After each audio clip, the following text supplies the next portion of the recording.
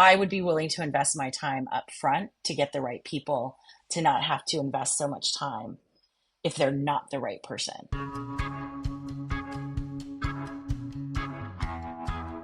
All right, welcome to the Education Vanguard Show. I'm very pleased today to be joined by Stacy Stephens, who is the director of the International Educator, or as it's probably better known, TIE.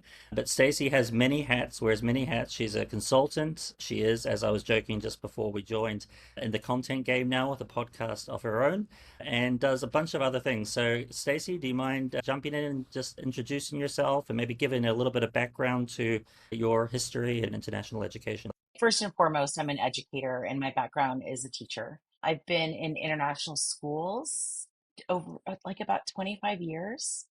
I worked in Kuwait, I worked in Argentina, I worked in India, I worked in China, I worked in Malaysia. And the past 3 years, I've been working in the States or working from the States. So, one of the things that I sort of love about my international career is that I feel like I've gotten to go a lot of different locations. Now, a lot of them in Asia, but different locations in Asia. So I feel like I've gotten around the world quite a bit. The only place is Africa, which I would love to. I tried to get a job there once, but couldn't. So but that would have like really rounded me out. One One day, day, who one day. knows? But yeah, so this is my background. I've been a director of learning for a long time. I really consider myself like a programs person and a systems thinker in the work that I do in schools, which is the work that I did in schools when I was there, and the work now that I do as a consultant, and the work and the thinking that I bring to what we're doing in TIE to help support schools. I think what sometimes people don't know about TIE is that TIE and PTC are sister organization, the Principal Training Center. We're sister organizations under the same umbrella, a nonprofit. And so we've been together for, the entire time that TIE and PTC have existed. So I think for us, we are increasingly thinking about how are TIE and PTC's systems. How is it the work that TIE does around services for schools and the work that PTC does for professional learning for teachers, counselors, aspiring leaders, and how do we work together as a system to support schools? Yeah, well, I think you're definitely the right person to be doing that work from all of the interactions we've had and all the collaborations we've had. You're definitely the systems I love thinker, it. right? In terms of mapping things out. And I'm a yeah, planner. that's good. There's certain people that are like really like love their spreadsheets, love their tables, love their planning. And yeah, it's you're a good person to work with on for that reason. Someone said to me one time, it was a consultant, and we were planning, and I was doing what I do, which you've seen me do what I do. And he asked me what my academic background was. And I said, well, it's economics. That's what I taught was AP, IB, economics, and history and other classes as well. And he said, that's why you think the way you think. And I'd never occurred because in economics, it's always like, well, what's the immediate impact? What's the long-term impact? What's the consequence? What's Hmm. going to happen now? What's going to happen later? And that's just the training that you get, I think, in economics. And I'd never really applied that or thought about that until somebody sort of outside made that observation. I was like, oh, Mm, that's very interesting because that is how you think in that academic subject area. yeah. Well, that resonates with me too, actually, because I was a bachelor econ, You're a planner. and before that I did computer science, and I did political science, and really econ is kind of a Yeah. blend, right, of the humanities and the mathematical. So Yeah, yeah, that's interesting. Yeah. Well, learning some things about exactly. myself here as well. So, in terms of Thai, could you? I mean, you're now into this, and you've experienced, the recruitment process as an international educator, as a leader, as a teacher. Now you're kind of in the Yeah. business of it to some extent, right? So, can you talk a bit about what you've learned actually in the process of, becoming director of Thai, and where we are at the moment in terms of recruitment in international schools? I think, the field of how you get a job has grown so much. I think it's definitely an industry in disruption. I think I have a list, that I kind of Hmm. curate who all is out there. I mean, I know when I first started, you know, looking for international jobs, there were two or three places. When I went back and had to go into my own Thai account, like I had registered in 2001, like that's how long Thai has been around, but there weren't as many options 20, 25 years ago as there are now. I mean, I really feel like people started disrupting in this space about a decade ago. maybe a little bit pre-COVID. And then I think COVID has really accelerated that disruption. You keep seeing, decision timelines moving forward for teachers, putting more pressure on the process for people to make decisions, for schools to know jobs that are available so that they can get out there and find the best people. I think to me, it's just the waning. We did some surveys last year, and I have some access to some other surveys that have been done by other organizations. And just that idea of a fair is really fading, where that used to be the dominant model, which ironically has never been Ty's model. Ty has always really been a marketplace, Mm, like no middle person, teachers come, schools come, they have access to each other. We've never done fairs, but I think the fairs are definitely diminishing.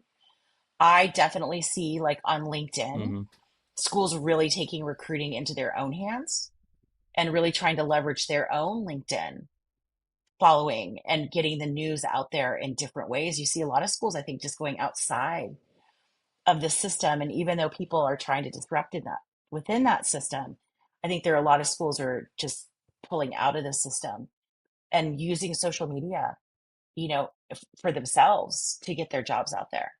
And so I think you're seeing a lot of schools do it independently, hmm which then puts teachers in a position of how do I find what I want? Like, how wide does my net need to be cast? And then in all these different systems and all these different ways that people are finding jobs, like, how do I best put myself out there and present myself as a compelling candidate?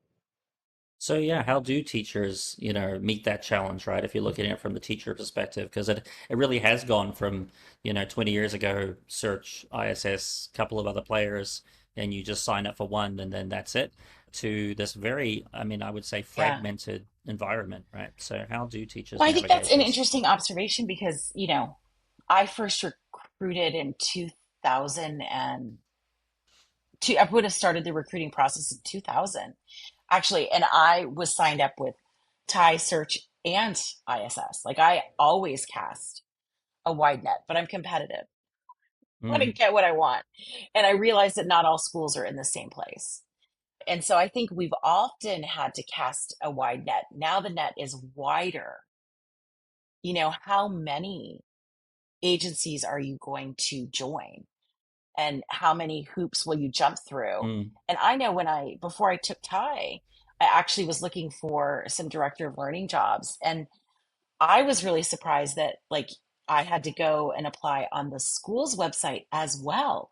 So you may have like a Thai profile, a search profile, and then you go to the school's website and they're like, we need you to put all of this in here again in another site. So it's very, very hmm time consuming. And I think that's one of the things that we hear at Thai is that the amount of time teachers are spending on it, because we really believe, mm, our kind of the backbone of what we do and with PTC as well is that we're standards based, and as a profession, we need standards. And as an international teaching profession, most schools aren't using standards in their hiring. And so I think what we've done is tried to think of a way for teachers to differentiate themselves and put more information about who they are as a teacher. And for us, that's through our standards based portfolio. And so I think that's where we've innovated and tried to do something different. We're still a marketplace. Schools come, teachers come, but when you're in the Thai system, you also have the opportunity to do an evidence based portfolio aligned to the standards of mm, practice, which you can then get a link and share on your resume, share on your cover letter. You can put it in other mm, recruiting portals so that when you're interested in a school, you're going in with more information. You're going in with more evidence of what you can do rather than just like that flat 2-page resume or just the information that we plug into a portal. So I think that's how we've responded, mm. is what are some additional tools that we can give teachers to set themselves apart in this recruiting process. Yeah. Interesting. That's how we've responded. Yeah. So what does that actually look like in practice Mhm. if I'm a teacher and I'm building my portfolio, I'm uploading Yeah. evidence and that kind of thing Yeah, it's onto really the. quite simple. I mean, I've done it for myself that, there are for teachers 9 standards. For me, because I do systems work, there are 8 standards. And so the standards are research based. They were done with PTC and James Strong and a few other partners to create standards for international schools. And there's multiple sets. So if you want to be a counselor, there's one for counselor. If you want to show off what you do as a teacher Hmm. leader, you can use teacher leader standards and you do, reflection on that. I always urge people to not, I think we tend to take the reflection piece and it's like 2000 words or something. Like, no, I always urge people to be very short and concise and let the evidence speak for itself Hmm. and use their reflection and point to their evidence. So for me, like, I've been able to upload, how I facilitate a meeting. Like, here's a slide deck, here's agendas, here's how I keep track of things. If I was a teacher, I would be Hmm. uploading, here's an assessment, here's how I gave kids feedback, here's a picture of feedback. So you can upload any kind of evidence that you want. And I think, to me, it's like, how do we show that as educators we have impact? Because that's really, at the end of the day, what's Hmm. important is that I can show an impact on student learning. And so it gives people the opportunity. Hmm. We always say to show, not tell. That was one of the things when I've been going through Yeah. interviewing Yeah. processes. It's just talk, talk, talk. And if you're a good talker, you can talk your way through a lot of things. And I personally have made some errors in hiring over the years. Like, it'd be nice to see what people could do, and as somebody who's proud of their work, like, Mm. in doing my own portfolio, I was like, this feels really good to be able to actually give people evidence of, this is who I am and this is how I work. Now, does that fit for you? Is it too much? Is it not enough? And you just have a lot more Hmm. information about me as a leader to make decisions around who's the best fit. Yeah, I think that's really powerful. I think the show not Yeah. don't tell is so true, right? And so much of, CVs and LinkedIn's are just lists of achievements, right? But actually what is behind that? And I think that the portfolio can potentially provide that to recruiters and to And those I doing also think hiring. it's really important when we think about, like, I think we ascribe a lot of value to someone that because they worked at a certain school, that, oh, you have more value Mm. because you're coming from this school. But we all know that, like, that's not how value is determined. Some of the best teachers that I've seen, that Mm. when we were in Beijing, we were very intentionally recruiting within China from schools. And there's so many different Mm. kinds of schools in China that some of those schools, people Hmm. wouldn't have looked at those candidates in the same way. But because we had a value for people knowing Hmm. China, appreciating China, liking being in China, we're like, that's a big part of this transition. And they don't have to do that. And I think about that for Hmm. people, for schools to disrupt their own thinking around what's valuable in a candidate.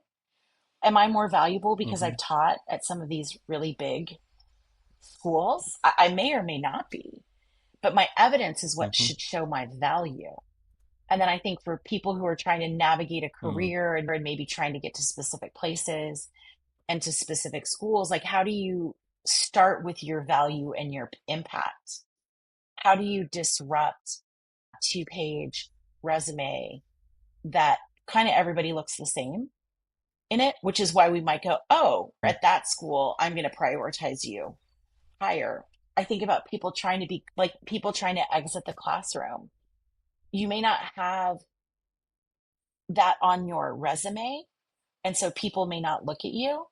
But if you can use the standards for coaches or for systems, even though you're coming from a teaching position, you can give evidence to show that you're ready for the next step.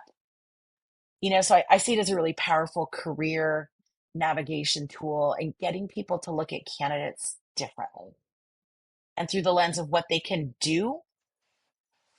I think it's so important. Yeah. The thing that I think is really powerful about it too is that it's like it's a system, it's a platform. Yeah. I know there's a lot of debate and like should I create like a Yeah. portfolio, like a website or, a Wix or whatever, and put things on there. And I think that is stressful for most Yeah. people, right? Because people don't necessarily, especially people that are really good, they're not spending half their time doing personal branding, right? Mm-mm. And I don't think we want people to be doing that, right? That's not something that you want educators to be spending, a significant percentage of time on, is just their digital profile. I mean, if you want to Yeah. do that, that's all well and good. I think having something that's a robust standards-based platform, as opposed to giving people a blank slate and build something up, I think makes a lot of sense Yeah, and it's actually. really slick and it's nice and it's, designed beautifully, very intuitive, very, very easy to use, and then presents really well. I guess like the steel mantle would be, how much time do, and this kind of goes to the side of the schools, right? The challenge for schools is there's just so many more candidates now. There's so much information to consume. A portfolio is a lot more Hmm. information than a CV, right? So how realistic is it for recruiters, people doing the recruiting, to go through all of the, documents that people upload and so on? How does the portfolio then plug into the process? Because Yeah. you've still got to do the long list of candidates. You got to go through those, make some quick decisions. Hopefully, making those quick decisions not based on, bias criteria, what have you. Well, I think that's where the portfolio and evidence helps you to make that list of who you're going to talk to. Who are you going to prioritize? I know when I Mm, do our system and I look at things, like we work with our candidates to say, like, just doing a reflection isn't enough. Like, you've got to have some evidence of that. So even if I had a portfolio and I was looking at somebody who didn't bother to do much more than the reflection, they're going to fall down in my mm-hmm, estimation. And I don't know, as somebody who's been on both sides of it, having been recruited and then recruited people, I don't know. I mean, who we're putting in front of our students is so important. And we have all, if you ask anybody who is hired if they have ever made a mistake, they will tell you that they have made a mistake. And it is far mm-hmm, more work on the back end with longer term consequences if you have to mm-hmm, address the mistakes that you made in the hiring process. So, how do we get more information in the yeah, beginning? Now, to me, I would be willing to invest my time up front to get the right people, to not have to invest so much time if they're not the right person. mm-hmm, And I think a lot of us, I think when we mm-hmm, think about where is our time best spent and we think about how much time we might end up spending if we make a mistake, I think having more information mm-hmm. would help me decide who to talk to. Definitely. Yeah, fantastic. And you're running a Yeah. pre-conference at Lead to Succeed, a project that we collaborate on, I should Yeah. say. That's all around recruitment, a full day pre-conference. So could you talk a little bit about what you have planned for that and what people might expect, who should come and Yeah, so and I on? think my interest in doing the pre-con and speaking with you about it, we are putting together like a course as well, a half credit course with PTC related to this, and this will just be one day, sort of a snapshot of that course. Is having gone into schools and needing to hire and having made mistakes, no one ever taught me how to recruit. The school, I've Mm, been at lots of different schools, and I felt like in every school that I was at that I was hiring, I was having to create my own system, that I was having to go and independently like create a rubric, do the questions, like, well, these are the things that are important to me. So I was hiring more, I think, sometimes in alignment with me than I was with the school. So, like, what are those systems that we need in schools to really effectively recruit? How is it that we really dig in through the lens of the standards of practice into, like, what are the elements that are effective teaching? And how do we inquire into those effective elements of teaching? So I think sometimes when you can put some structure into that system and you can see the power of a school having a system around recruiting, that how much more you would be in alignment in the decisions that you make, even though we're often making these decisions independently, especially in large schools. I just feel like we haven't ever spent a lot of time thinking about what does effective recruiting look like, and what do schools mm-hmm, need in order for recruiting to be effective, reduce for bias, reduced for like individual error in the process, calibrating amongst a group of people, because many of us hire with teams, Hmm. and with panels. So how do we create systems that help for calibration, and that we're seeing and looking for the same things in the same way? And I think that's what I know I never Hmm. had in schools, or that I had to kind of like half-ass put together quickly, before that whole process started. And so it's really thinking about how do we think about recruiting as a system. So I think it's actually really great for HR Hmm. directors. I think there's a real place for HR directors, obviously heads of schools and people who are responsible for this work. But I think there's a little bit of an underserved group sometimes in what we're doing in terms of supporting leadership. And, for HR, this is a really ripe place for leadership from that school-wide perspective. And so I think it's a good place for those kinds of people to really dig into what could that look like in Hmm. their school. But I think that is for me and for us at Thai really, really comes from is I don't think many of us have had much support in what does effective recruiting look like. And what does for us recruiting with evidence look like? Yeah. I mean, I think it's so true, right? Because in a sense, recruiting is the most important job that you're doing in some ways Yeah, as a school leader, right? It's where all the resources go. 80% of the budget is staff that's right. salaries, right? So your greatest leverage point is getting the right people on the bus at the That's beginning. right. Yeah, and I think you're right that there isn't really, or hasn't been historically, a lot of specifically, you know, professional learning around recruitment. And that's just the case for a lot of aspects of leadership as well Yeah. in schools, which is, I guess, back to why we started the Lead to Yeah. Succeed conference, right? Sort of very deliberately, target skills that leaders can use in their day-to-day practice. Yeah. And I think one of the things that I like about what we're doing at Lead to Succeed is that deep dive model.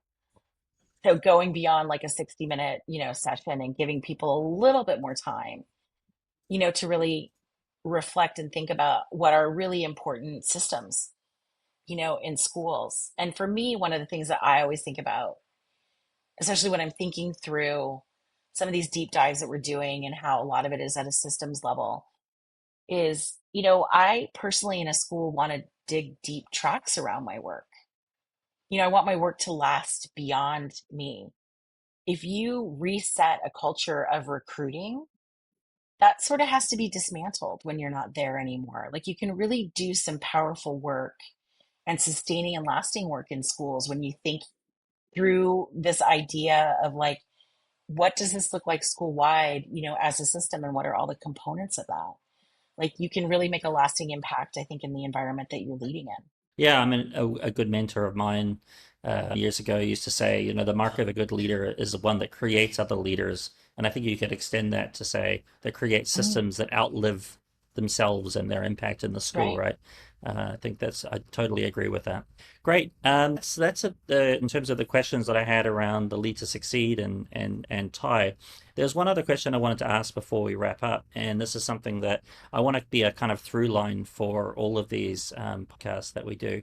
Ask you about being a consultant because it's a question that I get quite a lot actually running conferences from teachers or principals in schools that want to step out of the school environment and go into either consulting part-time or Right. full-time. And you're someone who's made that Yeah. transition. So I'd like to hear your reflections on that process, how it's been, the challenges and things maybe that were surprising to you. Maybe of a little bit of a different story because I feel like I'm an accidental consultant. As somebody who's run professional learning in schools and had consultants, coming through the building, I always was like, I don't want to do that job. Like, that's not the travel around the world and being gone for weeks at a time was not at all appealing to me.